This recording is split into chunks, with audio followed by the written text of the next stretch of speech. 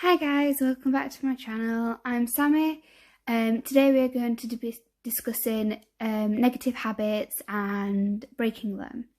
I wrote a list to try and not forget any, but of course some people get stuck in negative loops that will be different to what I discuss. I'm going to discuss the main 5 that affects most people. Obviously each one has slight variation. Also, any apps or websites that I mention today are not sponsoring me. I just think that they're very useful and tools that I use and that help me and could possibly help others.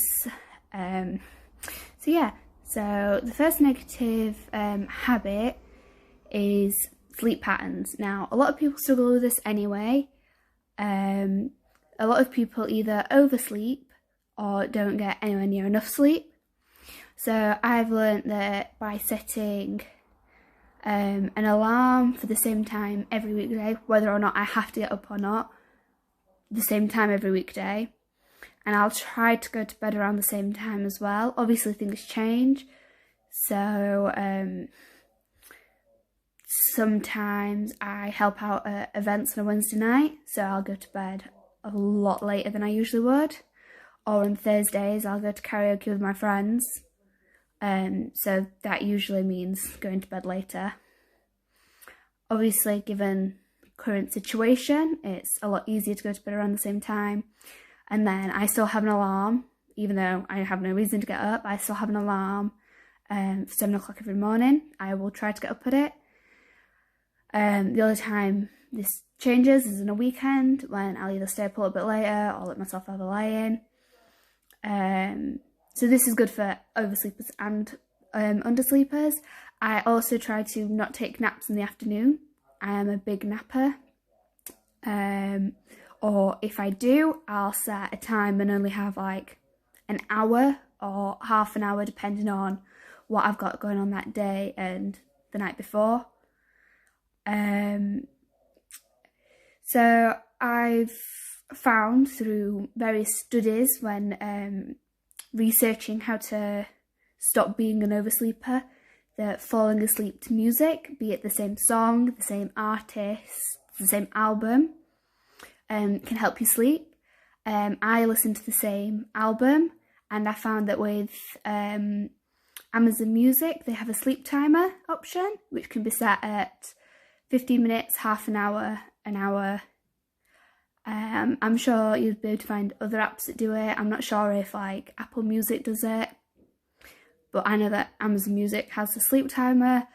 Some phones let you put a sleep timer on your entire device, so you could do that. I know some TVs do, so if you like listen to YouTube. But yeah, it helps you fall asleep better, it helps you have a better sleep. So that's definitely something you should, look into. And then, yeah, so if you try to go, especially during the weekdays, because they seem to be, the ones that affect most if you don't have a sleep pattern. If you try to go to bed around the same time and wake up, if you're an oversleeper, try to cut down your sleep an hour at a time till you get to like your standard time that's supposed to be good for you. So you tend to get told to get around 8-ish hours sleep. I do try to get 8. I tend to get a lot more. I always make sure to try and not get any less than 7 though, because I've learned that if you go below 7, or if I sleep longer than 9, I will then struggle the next day to get the standard hours sleep. So I try to stick between like 7 and 9 hours. Undersleepers, try and like, even if you do struggle to fall asleep, maybe you suffer with insomnia. I'm lucky that I don't tend to get it. I've had like odd nights where my brain's been working, but I tend to get exhausted really easily with my anxiety. So undersleepers, if you lay in bed at a certain time and listen to music, you'll maybe eventually find that you do fall asleep pretty much instantly once you get into bed. Try and read a book before bed. It helps to calm your brain, relax your brain. Try and not watch TV before bed or go on your phones. And you're probably all thinking, oh, we hear this from like everyone, like it's mainly parents that say it, but it has been proven that it keeps your brain working. So try and like relax. I remember growing up staying at like grandparents' houses, like my nan's house. We used to have like an hour before bed where you'd just relax, all your toys would be put away. Maybe have like a little bit of like a supper or a snack, read a book, maybe listen to some music. Hot drinks. Now, some drinks like coffee that's got high caffeine levels is probably not a good idea. Hot chocolate, I would highly recommend before bed, or decaffeinated drinks, or even just a glass of warm milk. That can help you relax, help you fall asleep. But yeah, definitely try and go to bed around the same time, get up at the same time. Now, this one is the easiest to break, but also the easiest to fall back into, given whatever circumstances you have. Maybe, I don't know, your shifts change at work, so you have to like wake up earlier or go to bed later. Maybe you just come back off holiday, so you're like in a holiday routine of going out on a night, sleeping in. See, when we go on holiday, we will still get up early to make the most of the day, especially if we've gone abroad. But some people don't. So it's one of the easiest ones to fall back into unhealthy patterns, especially if you reach a hard time with mental illness. I find that I can break this like oversleeping, have a real good sleep pattern for like 2-3 weeks, maybe even longer, and then I'll have a really bad day and I'll just sleep. So it is the easiest one to fall back into, as well as the easiest one to break. Let me know what tips you guys have, but I find music is the best, and then getting up at the same time every weekday, cutting down on naps. Try not to overwork yourself during the day, because then you will want to sleep more. Or if you're too relaxed during the day, especially if you're lying in bed all day or on the sofa all day, you'll want to sleep, which is really hard given the fact that, we're not really allowed outside at the minute. So if you just try to keep yourself at like a moderate, accurate activity level, you'll be fine. Okay, so the next negative habit is eating habits. Now, this could be overeating, undereating. Maybe you're an unhealthy snacker, or maybe you have eating disorders. Now, each one has to be tackled differently. Maybe you have to go to counselling for some stuff to help you with it. I found that an app called LifeSum really helps. You can track your calories, and it shows you if you're reaching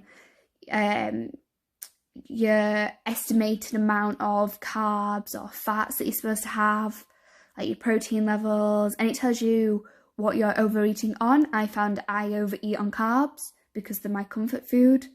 Like, who doesn't love like good bowl of cereal or pasta or even biscuits when you're feeling down?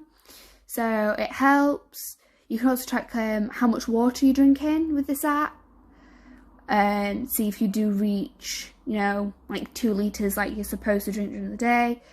You can also change it to like your height, your weight, your age, whether you're male or female.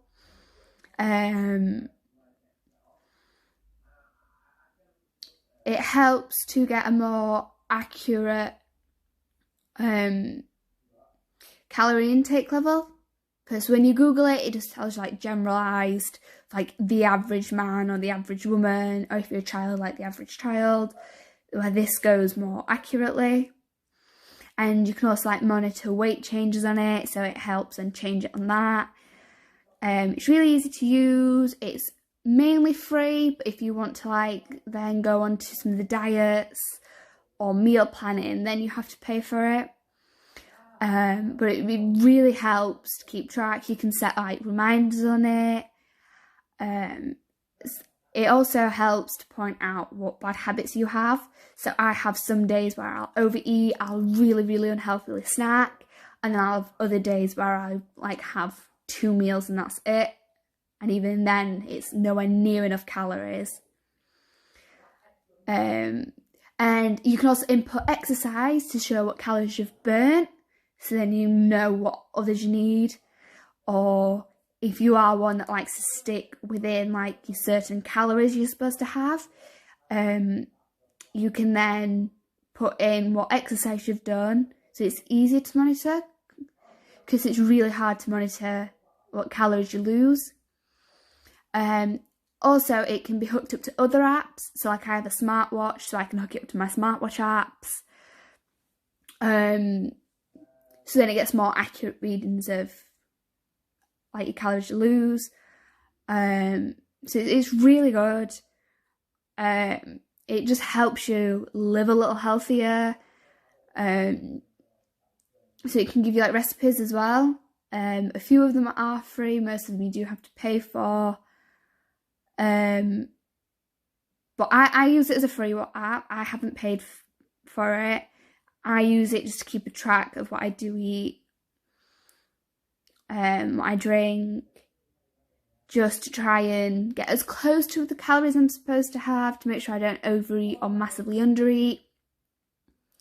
Because it helps me feel healthier, and by feeling healthier, you feel happier, so it helps you to cope with things.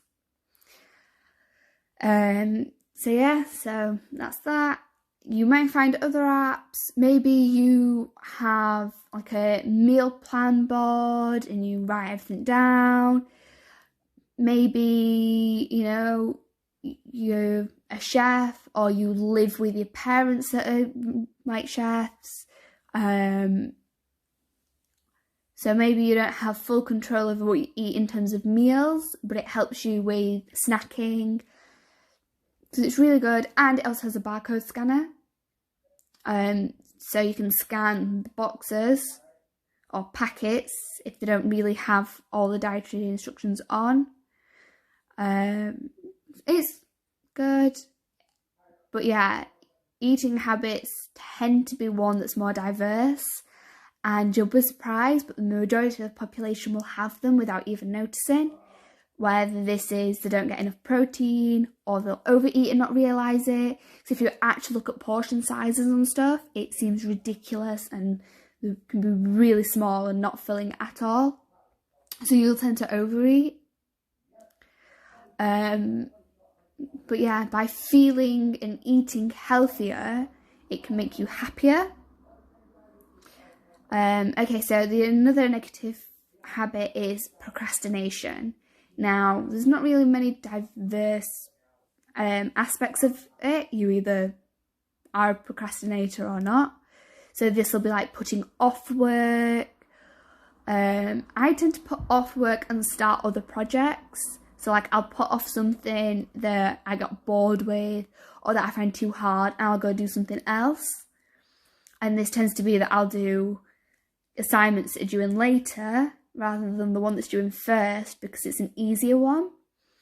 I find to-do lists is really good. Writing down a to-do list, if it is like an assignment for school, putting the date that it's due next to it. Try and order it of importance and work your way down. And then whatever you don't get done in that day, you roll over it to the next day as your top priority. So it really helps. A few apps that help me is there's an app called Screen Time, and it helps monitor the time you spend on your screens, and you can set like limits for certain apps, like an hour limit on one, and it'll come up on your screen saying you've used your hour on this app. Obviously, if it's an app for homework, don't set a limit. This app, you can't set like a limit for your entire screen time. You can only set for certain apps, which is like the only downside of it. But if you find you spend more time on one app than anything else and it stops you getting stuff done, it's really good for that.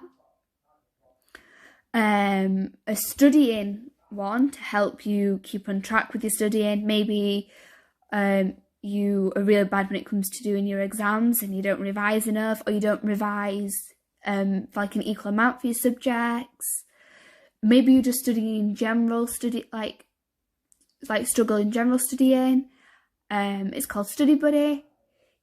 You have like a little pet rabbit, and you set like a study timer, and for every like certain amount of time you earn like little coins for it, so you can buy it stuff. So it's kind of like having a virtual pet, and you're more encouraged to set timers to study to get it more stuff, to get 8 more coins. And you can like colour coordinate and label as well in it. So maybe you've got a maths exam coming up, so you need to do more maths. So you can like set maths to like a certain colour, and then when you go on to your graph for it to show you how many hours you spent on what, it comes up in your colours and tells you what it is. Or maybe you have a hard time concentrating, whether this is in like lessons. Now a lot of lessons you can't have your phone, I understand. So maybe you're not able to do this, or maybe you struggle doing basic stuff like tidying your room. This one's good for. It's called Forest. You grow trees, and you create like literally a little forest. So the more time you stay focused and you have this timer going, you can do it, and it'll come up on the top of your screen saying, come on, you're almost there, keep going. So that gives you like inspiration.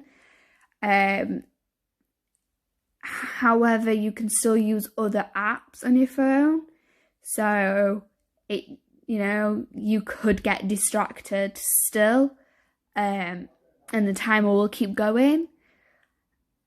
But it is a good one to try and encourage you not to procrastinate. Try and use like a mix of these. Maybe have your own apps that you found, or maybe you get like your parents to time you and you'll put your phone away, or maybe you'll have like an alarm clock that you set for, I'm going to do half an hour of this, and you put your phone away in a cupboard. I found that very hard, considering I use my phone on my laptop a lot for my work. So it's more of the apps I struggle with. I'll get like distracted with like social medias, or like I say, I'll get bored, or I'll start struggling with something and I'll move on to a different project, and I'll end up having like 3 different assignments going off at once. So everybody finds their own way, but it is a really bad negative habit to have. And it can stop you reaching your potential and doing so much with your life, because you'll get distracted because it's too hard or you don't enjoy it. And it can really stop you progressing in the future or through school. Another negative habit is being like antisocial and hiding in your room, which for somebody with social anxiety, it is really hard sometimes to go out. So I make sure I'll have 1, maybe 2 social events a week, and I will force myself to go. So I am part of some societies at university, and on a Wednesday we have a small meeting to discuss things. Maybe we make events, which is my area. I put myself into a role that I knew would mean I would have to be more social. So then I am more social, because I don't want to let like the rest of the society down. It really helps. I've made a few more friends, and I'm slowly getting more confident doing stuff.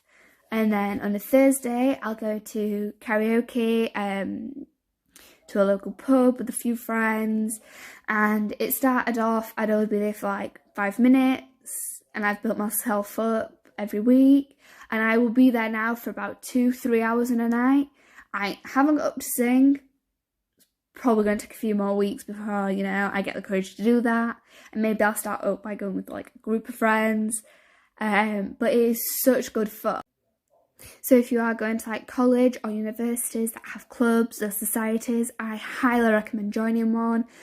A lot of universities have Freshers Week, and they have fairs, and you can go around and like look at everything. Don't just jump into the first club that you see. I know it can be a little scary going to social events, but I definitely recommend doing it. So yeah, and then the last one I wanted to talk about was overthinking and being a negative thinker. Now, this is something that we cannot control, and it is the hardest habit I have found to break. I found it's been a little easier keeping like a journal. You don't even like have to address it like dear diary or, you know, dear journal. You can address it to like dear future self, or address it to a friend. Write it as if you're writing a letter. Maybe writing letters to a friend could help you.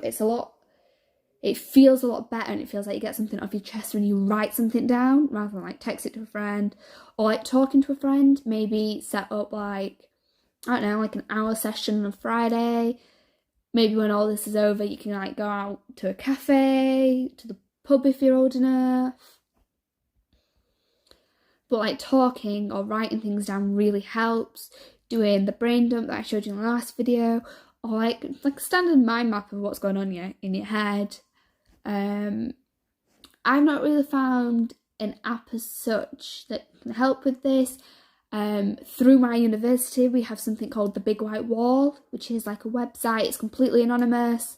They have like courses to help you through stuff. They have one for negative thinking and balanced thinking, and it helps to like, you know, make you feel like you're not completely insane and you're not being silly. It is something a lot of people go through, and you are not the only one, and it just helps put things in better perspective for you.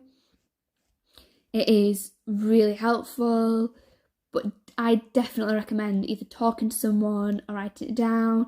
I mean, the main reason I'm doing this vlog is because a lot of people are too scared to go for help, or maybe you can't afford it, or maybe you don't have good mental health help in your area. So yeah, definitely recommend writing it down.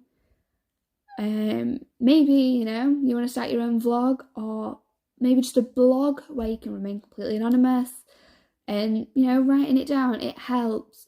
Helping other people helps, which is why I'm doing this. I thought, well, if I can help somebody else out there and help myself at the same time, it's a win-win situation. Helping other people really helps. Just talking to other people helps. Maybe it's not you that has trouble with this, maybe it is your friend, and maybe you're wanting to help them. So strike up a conversation with them. Don't obviously dive straight into it, you know, like just a general conversation. Ask people how they are. And a lot of times you'll just get like a I'm fine or I'm okay. And if they don't want to open up about it, don't push them, because you can tip them over the edge. But letting people know that you're there for them, it's the greatest thing ever to do. I would struggle a lot more if I didn't have people I know that were there for me. I mean, my best friend, we've been friends since we were like 3, and we both have different issues. But I know that if one of us was struggling, you know, we could turn to each other. Obviously, talk to friends, talk to your parents, or talk to teachers. Maybe you're a lot older than I am, like a younger adult, like maybe you're just an adult in general that's older, and you're like, you feel like you've got no one to turn to because maybe, you grew up through a time where mental illnesses or, wasn't such a big thing, or maybe you have something a lot worse than anxiety or depression in terms of it affects you a lot more, and it wasn't really a thing when you were younger, so you're scared to go for help now. I definitely recommend talking to friends. Maybe you have a young teenaged child, talking to them, because maybe they'll know something that you don't about this. I know, going through education now, we've had a lot of people come in to talk to us, offering help. The Samaritans, they were a big one that used to come around to schools all the time, giving you numbers, the cards with it on. So maybe you have to turn to somebody younger for help, but maybe you don't feel like you have anyone to turn to. I recommend going to a doctor. They can help you, point you in the right direction, but definitely find someone to talk to, because it feels so much better when you do. And whether you do go to counselling or you're thinking about it, you can have awkward sessions. The first one tends to be a lot of awkward silence. I've been to 2 different counsellors now through schools. So I know how awkward the first session can be. Maybe you keep touching on a subject that is really hard for you to talk about and does set you off in a sense. Trust me, keep going, keep talking through it, but don't push yourself. Let them know if you need a break. Pushing yourself too much can then make the situation worse rather than better. So if you feel like it's getting too much, stop. Then try and think of something more positive. Do something more positive. Maybe after a counselling session or talking to a friend it's been too much, maybe then I'm going to do something social.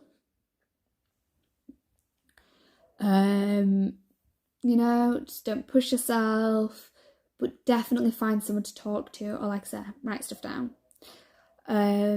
So my 5 negative habits.